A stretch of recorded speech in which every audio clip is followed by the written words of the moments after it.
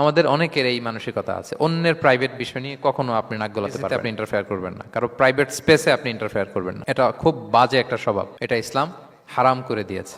আমাদের অনেকের মধ্যে আছে খুঁটে খুঁটে, ভাই এটা কি ওইটা কি করছেন, সরকারি চাকরি না প্রাইভেট চাকরি, বেতন কত, বয়স কত, ওইটা কত ওইটা কত, হাবি যাবি, এটা তার ইটস নট হিজ বিজনেস। তারপরে মানুষ খুঁচিয়ে খুঁচিয়ে নিঃসন্তান দম্পতি আমি দেখেছি, তাদেরকে পেলে অনেকে, ভাই কি সমস্যা, কয় বছর হইল, বাচ্চা নিচ্ছেন না কেন, কবে হবে, কার সমস্যা, আপনার সমস্যা না ভাবির সমস্যা, বেটা তোর কি সমস্যা ওটা বল।